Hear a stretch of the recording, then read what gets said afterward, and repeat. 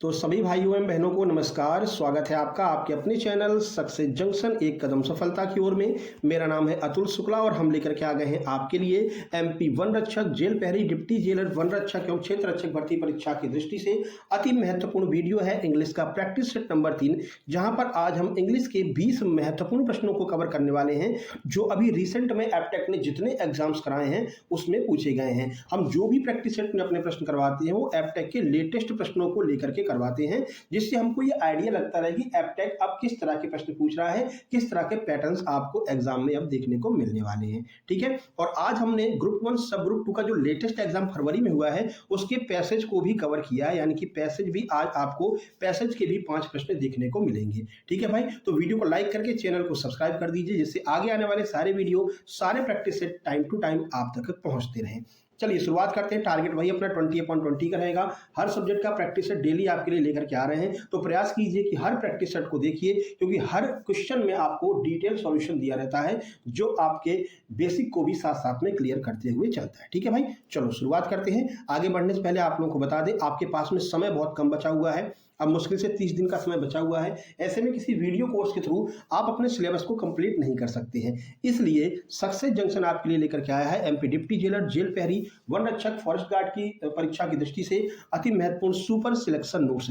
इस super selection notes को पढ़ करके अभी एमपी पुलिस के एग्जाम में आपने देखा कितने लोगों ने 80+, 85+ भी नंबर प्राप्त किए हैं। तो कम समय में अगर आपको सिलेबस कंप्लीट करना है तो एप्टेक के लेटेस्ट पैटर्न के अनुसार ये जो नोट्स तैयार किए गए हैं इनको आपको ले लेना है। क्या क्या मिलेगा आपको? तो जीके एमपी जी के ये कंप्लीट मिलेगा, इसका प्रैक्टिस सेट मिलेगा। साइंस, हिंदी, इंग्लिश, मैथ ये भी कंप्लीट मिलेगा और इसका प्रैक्टिस सेट भी आपको मिलेगा।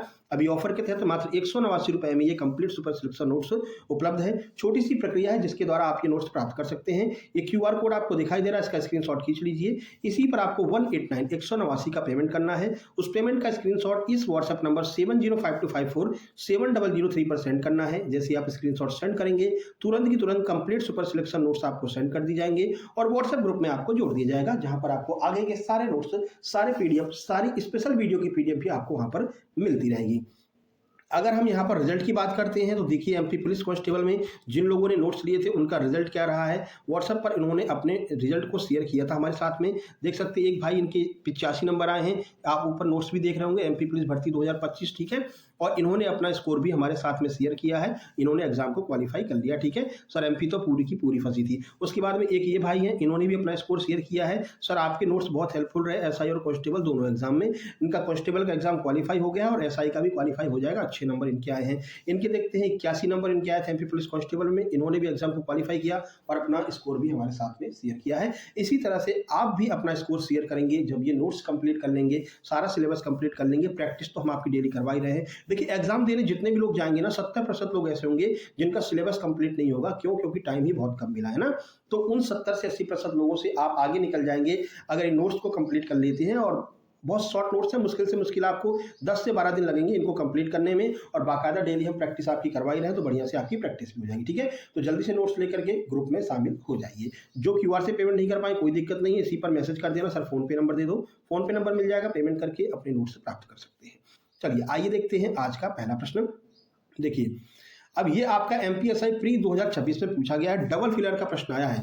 देखिए आर्टिकल से तो प्रश्न आया है लेकिन डबल फिलर का यही परिवर्तन हुआ है। पहले सिंगल फिलर में आर्टिकल के प्रश्न आते थे, लेकिन अगर लेटेस्ट पैटर्न को आप देखेंगे एमपी ईएसबी एप्टेक के, तो आपको डबल फिलर में आर्टिकल्स देखने को मिलेंगे। इसीलिए हम बिल्कुल लेटेस्ट पैटर्न वाले प्रश्नों को कवर करते हैं। प्रश्न देख लेते हैं क्या कह रहा है। It is dash unique opportunity to witness dash लगा हुआ है यहाँ पर, यानी कि पहला फिलर ये हो गया, दूसरा फिलर ये हो गया और एक्लिप्स यहाँ पर लगा हुआ है। अब कह रहे हैं कि बीच में आपको क्या आर्टिकल भरना है। आर्टिकल का नियम हमने आपको बताया था कि कुछ भी आप आर्टिकल लगाएं उससे पहले जो शब्द है उसको बोल करके देखना है आपको। ये क्या बोल रहा है? यूनिक। अब इस यूनिक को हिंदी में लिख करके देखिए। यूनिक यहाँ पर क्या है? या आ रहा है। जब भी कोई भी आर्टिकल अगर आपको लगाना है, शब्द की शुरुआत अगर व्यंजन से हो रही हो तो वहां पर आपको ए लगाना रहता है। आप उसको हिंदी में बोल करके, हिंदी में लिख करके देख लेंगे, यानी पहले वाले फिलर में ए आएगा। अब जिस भी ऑप्शन में एन से शुरुआत है उसको हम काट देंगे, तो ऑप्शन नंबर ए खत्म हो गया।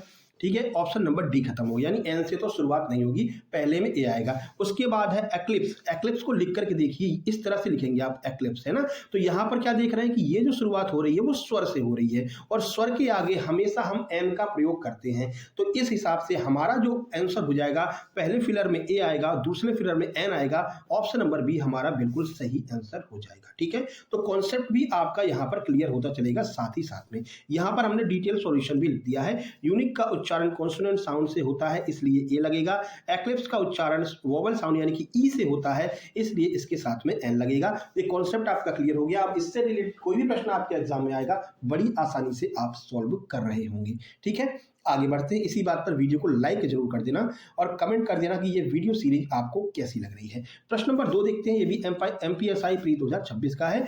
पैसिव में आपको चेंज करना है, एक्टिव में दिया हुआ है। The chef is preparing A government meals. अब आप देखिए ये है क्या, यहाँ पर इज लगा हुआ है कि यानी ये तो भैया प्रेजेंट कंटिन्यूअस को बता रहा है। प्रेजेंट कंटिन्यूअस के किसी भी वाक्य को अगर हमें पैसिव बनाना है तो ध्यान रखना इज के साथ में केवल बीइंग जोड़ दीजिए, बाकी जैसे का जैसा आपको लिख देना है, यानी इज के साथ में बीइंग आएगा। चलिए ऑप्शन की तरफ चलते हैं और सबसे पहले उस ऑप्शन को काटते हैं जहां पर हमको बीइंग नहीं दिखाई दे रहा है। इसमें देखो इज का इज लिख दिया है, तो ये वाला ऑप्शन कट गया।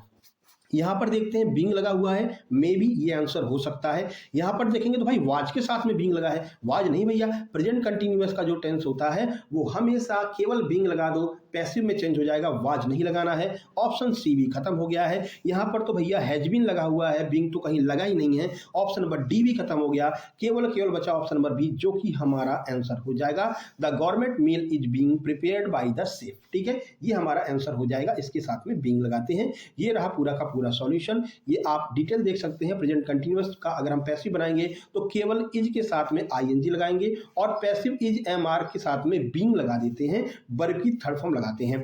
भाई प्रेजेंट कंटिन्यूअस में क्या स्ट्रक्चर रहता है, इज के साथ में वर्ब में आईएनजी लगा रहता है, ये होगी पहचानने वाली बात। अब जब पैसिव बनाते हैं तो उसी इज एमआर के साथ में केवल बीइंग लगाते हैं और वर्ब की थर्ड फॉर्म कर देते हैं, ये हमारा आंसर हो जाएगा। आपको तो बस इतना ध्यान रखना है, सबसे पहले आपको बीइंग सर्च कर लेना है, जिसमें बीइंग नहीं है उड़ा दो। ठीक है, अपने आप 3 ऑप्शन आपके कट जाएंगे और जो सही आंसर होगा वो आपके सामने निकल करके आ जाएगा। तो ये ऑप्शन एलिमिनेशन वाली विधि भी आपको आनी चाहिए। आप अगर हमारी मैथ की प्रैक्टिस सेट देखेंगे, वहां पर हमने सारे प्रश्न आपको ऑप्शन एलिमिनेशन से ही करवाए हैं, जिससे कि आपका समय भी बच जाता है और एक्यूरेट आंसर पर हम पहुंच जाते हैं। क्योंकि देखो भैया माइनस मार्किंग है, आपको जो आंसर लगाना है बिल्कुल एक्यूरेट लगाना पड़ेगा, है ना। तो वो आपका जो मैथ वाली हमने एलिमिनेशन वाली विधि बताई है वो वहां पर एक्यूरेसी में काम करती है। देखिए, चूज द करेक्ट मॉडल। अब आपको यहाँ पर मॉडल बताना है कि कौन सा मॉडल यहाँ पर आएगा। You dash not drive so fast, the road is slippery. यानी कि देखो इसमें कह क्या रहा है, अभी पिछली वाली वीडियो में हमने आपको बताया था इंग्लिश में कि जहां पर भी आपको स्पेशली मना किया जाए, सावधानी बरतने की बात की जाए, तो ध्यान रखना वहां पर मस्ट का प्रयोग करते हैं, यानी फोर्सफुली आपको मना किया जा रहा है। पिछली वाली जो प्रैक्टिस था उसमें फोर्सफुली मना किया जा रहा था, यहाँ पर भी आपसे कह रहे हैं कि देखो भैया you not drive so fast, तुमको इतनी तेज गाड़ी नहीं चलाना है क्योंकि the road is slippery, road पर बहुत ज्यादा फिसलन है। तो यहाँ पर आपको चेतावनी दी जा रही है, सावधानी बरतने के लिए बोला जा रहा है। तो इसका आंसर ऑप्शन नंबर सी हो जाएगा, मस्ट हो जाएगा। ठीक है, you must not drive so fast, तुमको इतनी तेज गाड़ी नहीं चलानी चाहिए। द रोड इज स्लिपरी, क्योंकि जो रोड है वो फिसलन भरी है। ये भी एमपीएसआई प्री 2026 का है। यहाँ पर आप इसका सॉल्यूशन देख सकते हैं। यहाँ मस्ट का प्रयोग मजबूत सलाह या निषेध के लिए, स्ट्रॉन्ग एडवाइस या फिर स्ट्रॉन्ग प्रोहिबिशन के लिए दिया जा रहा है, इसलिए यहाँ पर आपका आंसर ऑप्शन नंबर सी हो जाएगा। चौथा देखिए, वोकैबुलरी से प्रश्न है कि what is the synonym of ephemeral. Ephemeral का सिनोनिम क्या होता है। अब भाई आपको एफमेरल पता होना चाहिए कि एफमेरल का अर्थ क्या होता है। तो एफमेरल का अर्थ होता है क्षणिक, यानी कि बस बहुत कम समय के लिए, जैसे कि कोई तारा टूटता है ना तो बहुत कम समय के लिए हमको दिखाई देता है। तो एफमेरल का अर्थ होता है कि क्षणिक, बहुत कम समय के लिए, क्षण भंगुर। अब आपको आपके सामने 4 ऑप्शन दिए गए हैं, यहाँ पर आपको बताना है क्या सही आंसर होगा। तो इसका आंसर ऑप्शन बी हो जाएगा ट्रांजिस्टरी। ट्रांजिस्टरी का भी अर्थ यही होता है, बहुत कम समय के लिए। ठीक है, चलिए आगे बढ़ते हैं। तो ट्रांजिस्टरी जो है वो इसका बिल्कुल पर्यायवाची हो जाएगा। ट्रांजिस्टरी का भी अर्थ होता है कि काफ़ी कम समय के लिए, क्षणिक। ठीक है, चलिए ये आपका एमपी ग्रुप 4 2025 जो एग्जाम कराया गया था, पहला एग्जाम था एपटेक का, उसका प्रश्न है। आइए देख लेते हैं प्रश्न क्या कह रहा है। Select the correct article. यहाँ पर भी आपको आर्टिकल सिलेक्ट करना है और फिर से ये जो आर्टिकल है वो डबल फिलर वाला दिया गया है ना, 2 फिलर में आपसे आर्टिकल पूछा गया है। तो ध्यान रखना एपटेक अब डबल फिलर वाले आर्टिकल को पूछती है। हालांकि देखने में ये कठिन होता है लेकिन आपके लिए आसान हो जाता है, क्योंकि आप ऑप्शन ऑप्शंस को एलिमिनेट कर सकते हैं। तो ऑप्शन एलिमिनेशन अगर आपको आता है तो आसान हो जाएगा। कह रहा है he is dash honourable man who deserve dash award. यहाँ पर कह रहा है कि वो बहुत ही ईमानदार व्यक्ति है। अब यहाँ पर हमने आपको कई बार बताया, जब भी आपको आर्टिकल लगाना है तो सबसे पहले इसको बोल करके और लिख करके देख लेना हिंदी में। यहाँ पर लिखेंगे ऑनरेबल, ऑनरेबल। अब यहाँ से हमको ये दिखाई दे रहा है ये ओ क्या होता है, ओ होता है स्वर, और हर स्वर के आगे हमको क्या लगाना रहता है, एन लगाना होता है। तो जिसकी शुरुआत एन से नहीं हुई है उसको एलिमिनेट कर दीजिए। ऑप्शन ए खत्म हो जाएगा, ऑप्शन डी खत्म हो जाएगा। अब यहाँ पर बी और सी में से एक हमको लगाना है। अब ये जो अवार्ड है ना, ये अवार्ड स्पेशल चीज होती है। अगर किसी को कोई अवार्ड दिया जा रहा है तो भाई उसने कुछ अच्छा काम किया होगा। अवार्ड के साथ में हमेशा दा का प्रयोग करते हैं। कोई भी स्पेशल चीज हो, नदी का नाम हो, हिमालय हो, तो इन सब के साथ में दा का प्रयोग करते हैं। यानी सेकंड वाले में दा आएगा तो ऑप्शन बी भी आपका एलिमिनेट, ऑप्शन सी आपका सही आंसर, एन और दा का प्रयोग होगा। यहां पर आप देख सकते हैं ऑनरेबल में एच जो है वो साइलेंट है, स्वर ओ की आवाज आती है इसलिए एन का प्रयोग होगा, और विशेष पुरस्कार की बात हो रही है इसलिए हमको पुरस्कार के आगे दा लगाना रहेगा। ठीक है, चलिए 6 नंबर पर चलते हैं। ये आपका एमपी ग्रुप 4 2025 में पूछा गया है। एक्टिव वॉइस का प्रश्न है, चेंज टू एक्टिव। अब आपको पैसिव में दिया गया है, एक्टिव में चेंज करना है। क्या कह रहे हैं, the bridge was being build by the workers, यानी ये जो पुल है वो वर्कर्स के द्वारा, मजदूरों के द्वारा बनाया गया है। ठीक है, अब देखो यहाँ पर बीइंग लगा हुआ है और हमने क्या बताया था, प्रेजेंट कंटिन्यूअस हो, प्रेजेंट आपका पास्ट कंटिन्यूअस हो, तो पास्ट कंटिन्यूअस में भी वाज लगता है हम जानते हैं। और जब इसका हम बनाएंगे पैसिव तो इसके साथ में भी केवल बीइंग लगा देंगे, और यहाँ पर ऑलरेडी बीइंग लगाना है। अगर हमको एक्टिव बनाना है तो बस इसी बीइंग को हटा देंगे और वर्ब में आईएनजी लगा देंगे, हमारा एक्टिव बन जाएगा। तो चलिए देखते हैं कहाँ पर आपको वॉज लगा मिल रहा है, उस वाले ऑप्शन को सबसे पहले अपन देखेंगे। देखिए द वर्कर बिल्ड, यहाँ पर तो वॉज लगा ही नहीं है तो ऑप्शन नंबर ए भी खत्म हो गया। द वर्कर बिल्ड, यहाँ पर भी वॉज नहीं लगा है तो आपका ये भी खत्म हो जाएगा। यहाँ पर देखिए द वर्कर्स, वर लगा हुआ है, बिल्डिंग द ब्रिज, यानी कि मजदूरों के द्वारा ये जो ब्रिज है वो बनाया जा रहा है। देखो मजदूर क्या है, बहुवचन है इसलिए हमने वर लगा दिया और बिल्डिंग में आईएनजी जोड़ दिया। ऑप्शन सी आपका हो जाएगा सही आंसर। आर नहीं लगेगा क्योंकि प्रेजेंट की बात नहीं हो रही है, पास्ट कंटिन्यूअस की बात हो रही है। ठीक है, आ गया समझ में। भाई बीइंग लगा होगा तो बस उस बीइंग को हटा दीजिए और जो भी सहायक क्रिया वाज वर्ब में से आए उस वाज वर्ब को लगा दीजिए, आपका आंसर हो जाएगा। तो आपने देखा कि भाई वाज वर्ब की वजह से ऊपर के दोनों एलिमिनेट हो गए थे और यहाँ पर बिल्डिंग में आईएनजी लगा था लेकिन सहायक क्रिया आर लगी थी, तो आर तो प्रेजेंट के साथ में होती है तो ये भी आपका एलिमिनेट हो जाएगा। ऑप्शन सी आपका सही आंसर बच जाएगा। यहाँ पर आपको हमने सॉल्यूशन भी बता दिया है, ये आप आराम से पढ़ लेना, जब नोट्स लेना तो पीडीएफ में भी पढ़ लेना। चलिए 7 नंबर पर देखते हैं। मॉडल वर्ब यूज करने के लिए बोला गया है। देखिए dash you lend me your pen for a moment, मेरे भाई क्या आप कुछ समय के लिए अपनी पेन को मुझे दे सकते हैं। तो यहाँ पर विनम्रता के साथ में निवेदन किया जा रहा है, तो जब भी कभी विनम्र निवेदन अगर किया जा रहा हो तो या तो कुड लगाएंगे या फिर वुड का प्रयोग करेंगे। अब वुड तो कहीं दिखाई नहीं दे रहा है, कुड जरूर दिखाई दे रहा है, तो ये है आपका बी। यहाँ पर कुड का प्रयोग करेंगे, could you lend me your pen for a moment, क्या आप अपनी पेन को कुछ समय के लिए हमें दे सकते हैं। तो पोलाइट रिक्वेस्ट के लिए हमेशा कुड या फिर वुड का उपयोग सबसे अच्छा माना जाता है। चलिए ये ग्रुप 1 सब ग्रुप 2 में पूछा था। अगला प्रश्न भी आपका ग्रुप 1 सब ग्रुप 2 जो ग्रेजुएट लेवल का एग्जाम होता है उसका है। आइए देख लेते हैं। वोकैबुलरी आपसे पूछी गई है, मिटिगेट का एंटोनिम आपको बताना है। अब बताइए मिटिगेट के बारे में क्या जानते हैं, मिटिगेट क्या होता है। तो मिटिगेट का अर्थ होता है शांत करना, रोक देना, कोई भी चीज अगर बढ़ रही है उसको रोक देना, हम उसको मिटिगेट कहते हैं। इसका एंटोनिम क्या होगा, किसी भी चीज को और तेज कर देना। जैसे कि आग जल रही थी, अगर पानी आपने डाल दिया तो ये मिटिगेट हो गया, अगर घी आपने डाल दिया तो आपने क्या कर दिया, एग्रीवेट कर दिया। ठीक है, कहते नहीं बहुत ही एग्रेसिव बैटिंग कर रहा है। एग्रेसिव का मतलब होता है धुआंधार, बहुत तेज, यानी बहुत हलचल भरी बैटिंग कर रहा है। यानी कोई भी चीज जो बहुत धीरे चल रही थी उसको आपने बढ़ा दिया तो वो आपका एग्रीवेट हो जाता है। एग्रीवेट कहां दिया है, ऑप्शन नंबर ए में दिया है, यही आपका आंसर हो जाएगा एग्रीवेट। ठीक है, चलिए आगे बढ़ते हैं। 9 नंबर का प्रश्न देखते हैं। एमपीएसआई प्री 2026 में पूछा है पैसिव वॉइस, इसको आपको चेंज करना है पैसिव वॉइस में। ठीक है, क्या दिया हुआ है, हु रोट दिस बुक, ये किताब किसने लिखी है। हमने आपको कई बार बताया जब भी अगर वाक्य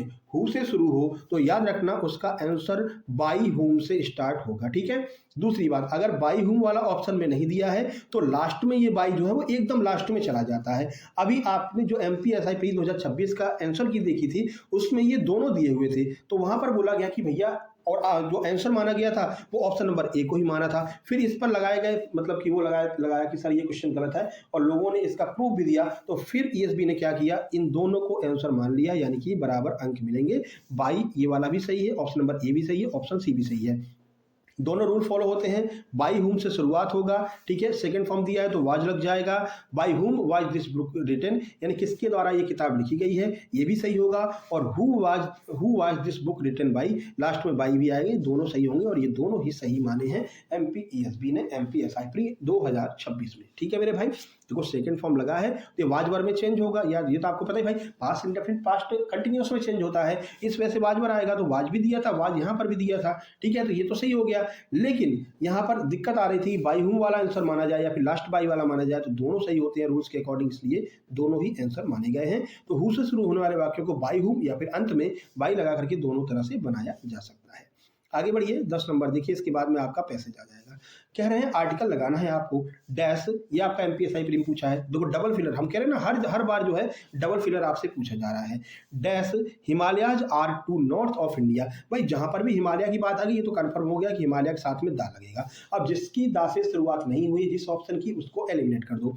तो ऑप्शन नंबर बी एलिमिनेट हो जाएगा, नो आर्टिकल भी एलिमिनेट हो जाएगा, दा लगाना पड़ेगा। ठीक है, तो दा हिमालय हो गया। Are to north of India, यानी कि ये आपकी दिशा का नाम दे दिया है, दिशा के नाम के साथ में भी दा लगता है, यानी दोनों में आपका दा आएगा। कौन सा ऑप्शन, ऑप्शन नंबर ए आपका बिल्कुल सही हो जाएगा। हिमालय के आगे भी दा आएगा और दिशा की बात की गई है तो इसके आगे भी दा आ जाएगा। ऑप्शन नंबर ए आपका सही हो जाएगा। पर्वत श्रृंखलाएं, माउंटेन रेंज और दिशाओं के नाम के साथ दा का प्रयोग अनिवार्य माना जाता है।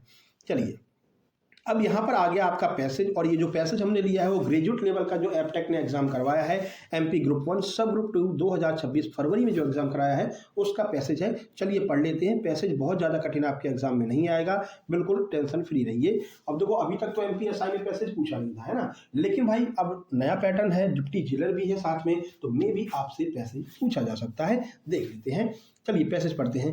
Early rising a good habit, यानी कि रोज सुबह जल्दी उठना बहुत अच्छी आदत होती है। It gives us a head start in our daily work, यानी कि ये हमको हमारे डेली के कामों में तेज स्टार्ट देता है, तेज शुरुआत देता है। ऊपर से पढ़ लेंगे जल्दी जल्दी, ठीक है। We can finish our task early and have plenty of time for rest and recreation, यानी हम इसकी मदद से क्या करते हैं, जल्दी अगर हम जग जाएंगे तो अपने टास्क जो हमारा काम है उसको जल्दी से कर लेंगे। और हैव प्लेंटी ऑफ टाइम, यानी हमारे पास में बहुत ज्यादा समय बच जाएगा फॉर रेस्ट, यानी कि आराम करने के लिए, एंड रिक्रिएशन, यानी कि किसी भी नई चीज को बनाने के लिए, किसी भी नई चीज के बारे में सोचने के लिए हमको एक्स्ट्रा टाइम मिल जाएगा अगर हम सुबह जल्दी जग जाते हैं तो। ठीक है, आगे बढ़ते हैं। The mind is fresh in the morning and there are few distractions, यानी कि जो समय, जो हमारा दिमाग है वो सुबह की समय एकदम फ्रेश होता है, एकदम तरोताजा होता है। And there are few distraction, और हमारे जो मन में थोड़ी बहुत शंकाएं होती है, जो डिस्ट्रक्शंस होते हैं वो भी नहीं आते हैं। Those who get up late find little time for exercise and always feel a hurry, यानी जो लोग बहुत लेट जगते हैं वो बहुत कम समय पाते हैं किसके लिए, एक्सरसाइज के लिए। एंड ऑलवेज फील इन हरी, और हमेशा जल्दबाजी में रहते हैं क्योंकि वो बहुत लेट जगे हैं। मान लीजिए किसी का स्कूल है 8 बजे का, ठीक है, अब वो जग रहा है 7 बजे, अब 7 बजे जगेगा तो उसके दिमाग में यही रहेगा हमको भैया स्कूल जाना है, तो जल्दी जल्दी सारे कामों को निपटाएगा, ब्रश सही से नहीं करेगा, नहाएगा सही से नहीं, है ना, और नाश्ता भी सही से नहीं करेगा, स्कूल पहुंच जाएगा, तो फिर उसको हमेशा क्या रहता है, जल्दबाजी में रहता है। अगर यही व्यक्ति 5 बजे जग जाता तो इन सारे काम को आसानी से कर सकता था और एक्सरसाइज भी कर सकता था। ठीक है, a person who rise early, एक ऐसा व्यक्ति जो सुबह जल्दी जग जाता है, can enjoy the beauty of nature, यानी कि वो प्रकृति के, नेचर के जो ब्यूटी है, बहुत सुंदरता है, उसको महसूस कर सकता है, उसको एंजॉय कर सकता है। घूमने जाएगा, पार्क में जाएगा, गार्डन में जाएगा, सुबह सुबह एंजॉय कर सकता है। And the fresh air which keeps the healthy and energetic through out the day, यानी कि और उस फ्रेश एयर को भी ले सकता है जो फ्रेश एयर हमको पूरे दिन, थ्रू आउट द डे, पूरे दिन हमको एनर्जेटिक और हेल्दी रखती है। ठीक है, तो ये आपको कुल मिलाकर बताया गया सुबह जगने के क्या क्या फायदे होते हैं। अब चलिए चलते हैं प्रश्न की ओर, आइए देखते हैं। प्रश्न कह रहा है what is the main advantage of early rising mentioned in that passage, यानी कि सुबह जगने का सबसे मुख्य फायदा क्या है जो इस पैसेज में बताया गया है। आप बताइए, 4 ऑप्शन आपके सामने हैं। तो भाई it makes you wealthy, wealthy मतलब कि क्या वो आपको धनवान बनाता है, भैया धनवान नहीं बनाता, हेल्दी बनाता है, हेल्दी की बात की गई थी तो वेल्दी कहां से आ गया। इट हेल्प इन स्लीपिंग मोर, यानी कि और सोने में मदद करता है। भाई सोने में क्यों मदद करेगा, सुबह जगेंगे तो दिन भर हमको तरोताजा रखेगा, सुला थोड़ी देगा, तो ऑप्शन सी खत्म। It is only for student, ये केवल स्टूडेंट के लिए, ऐसा कहीं भी नहीं कहा गया है। पर्सन के लिए क्या कहा गया, एक व्यक्ति के लिए क्या गया है, जो भी व्यक्ति सुबह जगते हैं। तो ऑप्शन बी कह रहा है it gives A head start in daily work, यानी कि वो हमको हेड स्टार्ट देता है, तेज शुरुआत देता है डेली वर्क में, इसलिए ये आपका आंसर हो जाएगा। यहाँ पर हमने डिटेल रख दिया है जिससे कि आपको समझ में आ जाए। डिटेल हमने हिंदी में बताया है, ठीक है। तो पैसेज की दूसरी लाइन स्पष्ट रूप से कहती है, इससे काम की शुरुआत जल्दी और अच्छी होती है, दूसरी लाइन में दिया गया है। चलिए आगे बढ़ लेते हैं। 12 number, why is the morning time best for work, यानी कि काम करने के लिए सुबह का समय अच्छा क्यों होता है? बिकॉज इट इज डार्क, यानी कि सुबह के समय अंधेरा होता है। ऐसी थोड़ी बात है अंधेरा होगा तो हमारे काम करने के लिए अच्छा हो जाएगा। सी कह रहा है because we can eat breakfast, यानी कि हम ब्रेकफास्ट कर सकते हैं सुबह सुबह, ये भी नहीं होगा। बिकॉज एवरीवन इज स्लीपिंग, क्योंकि सब लोग सो रहे होते हैं, तो ये भी नहीं होगा। ऑप्शन बी सही आंसर होगा। Because the mind is fresh and there are few distraction, यानी कि जो हमारा दिमाग है वो एकदम तरोताजा रहता है और सुबह के टाइम बहुत कम बाधाएं आती हैं। यानी अगर आप पढ़ने बैठे हो तो खटखट वगैरह की आवाज़ आपको बहुत कम सुनाई देगी सुबह 4 बजे, है ना। तो मन भी शांत रहता है, वातावरण भी शांत रहता है। ऑप्शन बी आपका आंसर हो जाता है। चलिए अगला है, how do late risers feel according to the test, यानी कि इस पैराग्राफ के अनुसार अगर आप लेट जगते हो, बहुत सुबह बहुत लेट जगते हो तो क्या होगा, कैसा फील करोगे, वो पूछा गया है। वेरी इनर्जेटिक, क्या बहुत ज़्यादा एनर्जेटिक फील करोगे? नहीं भैया, लेट जग रहे हैं, एनर्जेटिक कहाँ से फील करेंगे। काम एंड रिलैक्स, रिलैक्स भी नहीं फील कर पाओगे क्योंकि लेट जग रहे हो। अब स्कूल जल्दी पहुँचना या ऑफिस जल्दी जाना है तो हमेशा हरी में रहोगे, जल्दी में रहोगे, ये भी गलत हो गया। ऑलवेज इन हरी, ये बात बिल्कुल सही है, आप हमेशा जल्दबाजी में रहोगे, है ना। और वेरी हेल्दी, ये भी नहीं होगा। ऑप्शन सी आपका सही हो जाएगा, अकॉर्डिंग टू पैसेज। यहाँ पर देखिए हिंदी में सॉल्यूशन भी आपको दिया है। चलिए 14 नंबर देखते हैं, what keeps a person healthy and energetic, इनमें से कौन सी ऐसी आदत है जो एक व्यक्ति को हेल्दी रखती है और तरोताजा रखती है, एनर्जेटिक रखती है, कौन सी है? ड्रिंकिंग कॉफी, कॉफी पीना, गलत हो जाएगा, ऐसा कहीं भी नहीं बताया गया टेक्स्ट में। फास्ट फूड यानी कि पिज्जा बर्गर, ये भी नहीं बताया गया है। Fresh air and nature's beauty, यानी कि फ्रेश एयर जो होती है सुबह सुबह की, वो हमको दिन भर तरोताजा रखती है, ऐसा पैसेज में बताया भी गया है, ठीक है। तो आंसर सी आपका सही हो जाएगा। आगे बढ़ते हैं, 15 नंबर देखते हैं। 15 नंबर क्या कह रहा है, which word is the passage means the act of refreshing one self, यानी कि पैसेज में ऐसा कौन सा शब्द दिया गया है जो यह बताता है कि रिफ्रेशिंग वन सेल्फ यानी खुद को रिफ्रेश करना। इसका एक शब्द में क्या आंसर हो जाएगा? तो ये होगा रिक्रिएशन। हमने कब बताया था ना आपको कि अगर आप जल्दी जग जाओगे तो आपके पास में पर्याप्त समय बचेगा किसी नई चीज को सोचने के लिए, खुद को रेस्ट करने के लिए, खुद को रिफ्रेश करने के लिए, और इसके लिए उन्होंने शब्द का प्रयोग किया था रिक्रिएशन। तो यही आपका आंसर ऑप्शन नंबर बी हो जाएगा, ठीक है भाई। चलिए, रिक्रिएशन का अर्थ होता है मनोरंजन करना या खुद को तरोताजा रखना। 16 नंबर देखिए, ये आपका एमपीएसआई प्री 2026 का है। चेंज टू पैसिव, पैसिव में आपको चेंज करना है, एक्टिव में दिया है शट द डोर। इसके बारे में हमने आपको ऑलरेडी बताया था, आप नोट्स लेंगे तो वहां पर एक्टिव पैसिव के नियम्स में लिखा हुआ है कि कहीं पर भी आपको आज्ञा वाली बात की जाए तो ये कन्फर्म है कि इसकी जो पैसिव बनेगा वो लेट से शुरुआत होगी और साथ में बी लगा रहेगा, वही आपका आंसर होगा जहां पर भी आज्ञावाचक जो है एक्टिव दिया गया हो। चलिए देख लेते हैं लेट से कौन सा शुरुआत है। ये तो शुरुआत है ही नहीं, तो ये ऑप्शन कट गया। ये भी शुरुआत नहीं है तो ये भी ऑप्शन कट गया, ठीक है। अब लेट से ये दोनों शुरुआत है, बी भी लगा होना चाहिए। इसमें लिखा let the door shut, be नहीं लगा है तो ये ऑप्शन भी हट गया। ऑप्शन नंबर बी हमारे पास में सही बचा है, let the door be shut. Be भी लगा रहना चाहिए और लेट भी लगा रहना चाहिए। आंसर बी आपका हो जाएगा। यहाँ पर पूरा सॉल्यूशन दिया है कि आज्ञावाचक यानी कि इंपरेटिव वाक्यों का पैसिव आमतौर पर let object be verb third के स्ट्रक्चर से बनाया जाता है, बी लगा होना चाहिए, ठीक है भाई। चलो आगे बढ़ते हैं, 17 नंबर का प्रश्न देखते हैं। मॉडल लगाना है आपको, मॉडल वर्ब का प्रयोग कीजिए। We dash respect our elders and teacher, हमको अपने एल्डर्स यानी बड़ों का और हमारे शिक्षकों का सम्मान करना चाहिए। जहां पर भी आपको नैतिक कर्तव्य की बात कही जाए, यह आपका नैतिक कर्तव्य है कि आपको बड़ों का सम्मान करना चाहिए, अपने शिक्षकों का सम्मान करना चाहिए। इसके साथ हमेशा ऑट टू का प्रयोग किया जाता है। मॉडल्स भी आपके एग्जाम में काफी पूछे जाते हैं। ऑप्शन सी आपका सही हो जाएगा। जब बात नैतिक कर्तव्य या सामाजिक जिम्मेदारी की हो तो ऑट टू या फिर शुड का प्रयोग करना सही रहता है। तो शुड तो दिया नहीं है, ऑट टू दिया है, ऑट टू आपका आंसर हो जाएगा। 18 नंबर देखिए, ग्रुप 4 प्री एग्जाम का है। कह रहे हैं कि वोकेबलरी में what is the meaning of relinquish, relinquish का अर्थ क्या होता है। रिलिंक्विश का अर्थ क्या होता है, यहाँ से आपसे मीनिंग पूछी गई है। तो भाई रिलिंक्विश का अर्थ होता है किसी चीज को छोड़ देना, किसी चीज को त्याग देना, बुरी आदतों को त्याग देना। अब यहाँ पर देखते हैं कि भाई त्याग देने का अर्थ कहाँ पर दे रहा है। टू कंटिन्यू मतलब होता है किसी भी चीज की लगातार शुरुआत रखना। टू प्रोसेस का अर्थ भी होता है किसी भी चीज को लगातार चलाते रहना। टू एंजॉय का अर्थ होता है आनंद करना, तो ये भी नहीं होगा। ऑप्शन भी सही होगा, टू अबेंडन और गिव अप, यानी किसी भी चीज को त्याग देना या किसी भी चीज के लिए गिव अप कर देना। गिव अप करने का अर्थ होता है कि हार मान लेना, ठीक है। तो ऑप्शन नंबर बी आपका बिल्कुल सही आंसर हो जाएगा। यहाँ पर सॉल्यूशन भी आपको दे दिया है। 19 नंबर देखते हैं, कह रहे हैं select the correct article. Article बताइए, ये आपका एमपीएसआई प्री में पूछा है, यही एकमात्र ऐसा सेट था जिसमें सिंगल आर्टिकल पूछा गया था। बताइए क्या होगा। Copper is dash useful metal. फिर वही बात आ गई यूजफुल, यहाँ पर लिख करके देखो, देखो यहाँ पर देखोगे तो यू से शुरुआत हो रही है, यानी स्वर से शुरुआत हो रही है, लेकिन हमने आपको बार बार कहा है आपको हिंदी में बोल करके और लिख करके चेक करना है। तो क्या आता है, यूजफुल, यूजफुल। अब क्या आ रहा है यहाँ पर तो सर व्यंजन आ रहा है, और व्यंजन में हम क्या लगाते हैं, व्यंजन के साथ में ए का प्रयोग करते हैं, यानी ए ऑप्शन नंबर सी हमारा सही हो जाएगा। बोल करके आपको देखना है, हिंदी में आपको लिख करके भी देखना है। चलिए फिर से एक्टिव पैसिव का प्रश्न आ गया है। चेंज टू पैसिव, पैसिव में चेंज कीजिए MPSI pre 2026। They are playing cricket in the ground, ये क्या हो गया, प्रेजेंट कंटिन्यूअस हो गया सर, और प्रेजेंट कंटिन्यूअस का ही ज्यादा आया, प्रेजेंट और पास्ट कंटिन्यूअस वाला, बीइंग वाला ज्यादा पूछते हैं। अब इसका पैसिव बनाने के लिए क्या नियम बताया था भाई, आर तो लगा रहेगा, इसके साथ में बीइंग लगा होना चाहिए। चलिए देखते हैं, पहले आप देखिए आपने उस ट्रिक को मतलब पकड़ पाए हैं या नहीं पकड़ पाए हैं।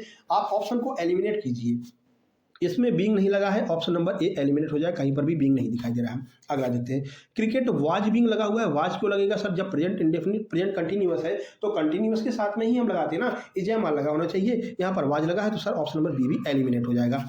ऑप्शन नंबर डी की ओर चलते हैं, यहाँ पर तो हैजबीन लग गया सर, ये तो ऑलरेडी एलिमिनेट हो जाएगा, तो बचेगा कौन सा, जो कि अपना ऑप्शन नंबर सी है, cricket is being played by them, यही आपका आंसर हो जाएगा। इजेम आर भी लगा है और बीइंग भी लगा है, यही आपका सही आंसर हो जाएगा। ठीक है, तो ऑप्शन सी बिल्कुल सही आंसर है। 20 प्रश्न आपके कंप्लीट होते हैं। बताइए वीडियो कैसी लग रही है, जल्दी से कमेंट बॉक्स में कमेंट कर दीजिए, बढ़िया से प्रैक्टिस हो रही है कि नहीं हो रही है, और शेयर करना ये आपका फर्ज है। हर व्हाट्सएप ग्रुप में आपको शेयर करना है, हर टेलीग्राम ग्रुप में इस वीडियो का लिंक शेयर करना है। ठीक है भाई, चलो 21 नंबर देख लेते हैं। ये 2 बार पूछा गया और आपने ऐसे प्रश्नों को कई बार देखा होगा, ये फेवरेट प्रश्न है। एमपीएसआई प्री 2026 में ही पूछा है और एमपी ग्रुप 4 में पूछा है। पहले ग्रुप 4 में पूछ लिया था, फिर एमपीएसआई में रिपीट हो गया, जैसे का तैसा रिपीट हो गया। कैसा है देखिए, वोकैबुलरी बताना है, one word substitution for a person who does not believe in God. एक ऐसा व्यक्ति जो भगवान में विश्वास नहीं करता है, उसको हम क्या कहते हैं, तो उसको इंग्लिश में एथिस्ट कहा जाता है, हिंदी में नास्तिक बोलते हैं। तो एक ऐसा व्यक्ति जो भगवान में विश्वास नहीं करता, एथिस्ट होता है, नास्तिक होता है। ऑप्शन बी आपका सही हो जाएगा। 2 बार पूछा गया है तो इंपॉर्टेंट है, ध्यान रखना। चलिए अगला है सिलेक्ट वर्ड आर्टिकल, यानी कि select the correct article. Correct article आपको बताना है, ये भी उसी शिफ्ट का प्रश्न है जिसमें सिंगल आर्टिकल पूछा गया था। I saw dash one eyed man in the market, मैंने एक आंख वाले व्यक्ति को मार्केट में देखा था। वन आइड बोल करके देखिए और लिख करके देखिए, वन आइड, वन। अब यहाँ पर वाह दिखाई दे रहा है, वाह क्या होता है सर, वाह तो हिंदी में व्यंजन होता है, अगर व्यंजन होता है तो क्या लगेगा, यहाँ पर ए लगेगा, यही आपका आंसर हो जाएगा मेरे भाई। ठीक है, समझ में आ गया ना, वही एक ही नियम है ना, व्यंजन के साथ में ए का प्रयोग करते हैं और सारे वाक्य सारे शब्दों को लिख करके देखते हैं हिंदी में। ठीक है मेरे भाई, आगे बढ़ते हैं, 23 नंबर पर चलते हैं। मॉडल वर्ब का आपको प्रयोग करना है। कह रहे हैं it dash rain tonight, look at those dark cloud, यानी कि कह रहे हैं भाई इन जो काले बादल है ना, इन काले बादल को देख करके लगता है कि आज रात में बारिश होगी। बारिश होगी यानी संभावना की बात की जा रही है, और जहां पर भी संभावना की बात की जाए वहां पर हम मे का प्रयोग करते हैं।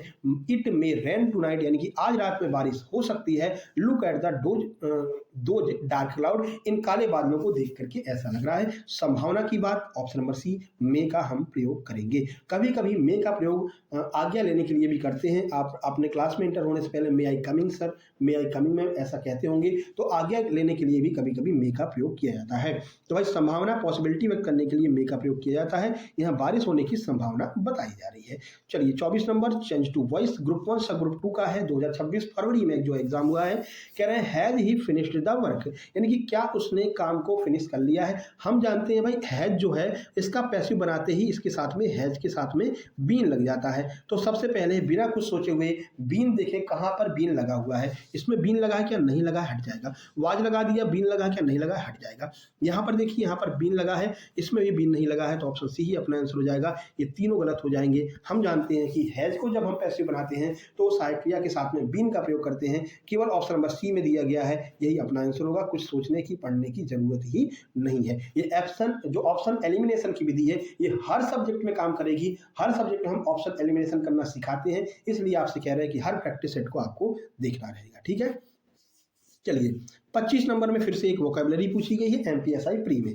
कह रहे हैं कि what is the antonym of advance. Advance का एंटोनिम क्या होता है भाई? एडवांस का अर्थ क्या होता है? एडवांस का अर्थ होता है किसी भी चीज को आगे लेकर के जाना, है ना। कह रहे उसमें तो भाई एडवांस में ही पैसे जमा कर दिए हैं, ठीक है। देखिए एडवांस का अर्थ है आगे बढ़ाना, किसी भी चीज को आगे ले जाना। इसका विलोम पूछा है, एंटोनिम क्या होगा? इसका विलोम होगा रिट्रीट। रिट्रीट का अर्थ होता है किसी भी चीज को पीछे ले जाना या फिर पीछे हटाना। तो अपना आंसर हो जाएगा ऑप्शन नंबर बी, रिट्रीट, ठीक है। एडवांस माने आगे ले जाना, रिट्रीट माने पीछे ले जाना, ठीक है। तो ये आपका आंसर हो जाएगा ऑप्शन नंबर बी। इस तरह से आपका ये प्रैक्टिस सेट इंग्लिश वाला होता है समाप्त। अब इसकी पीडीएफ ग्रुप में आपको डाल दी जाएगी। इस बार हम ये कर रहे हैं कि भाई 3-3 जैसी वीडियो कंप्लीट हो जाएंगे, सभी सब्जेक्ट की तीसरा वीडियो कंप्लीट हो जाएगा, उसको एक साथ में कंपाइल करके उसकी पीडीएफ हम जो है व्हाट्सएप ग्रुप में डाल देंगे, है ना। जिससे आपको बार बार चीजों को डाउनलोड करने की आवश्यकता ना पड़े। भाई मान लीजिए अभी तक हम क्या कर रहे थे, ऑप्शन मतलब मैथ का प्रैक्टिस सेट नंबर 2 पूरा हुआ उसको डाल दिया, ठीक है। इंग्लिश का 2 पूरा हुआ उसको डाल दिया, तो आपको बार बार डाउनलोड करना पड़ता था, है ना। बार बार उसको मान लो कोई फोटो कॉपी निकलवा रहा था, ज्यादा पैसे खर्च होते थे। अब हम ऐसा करेंगे कि एक सब्जेक्ट का 3 वीडियो, तीसरा वीडियो कंप्लीट हुआ।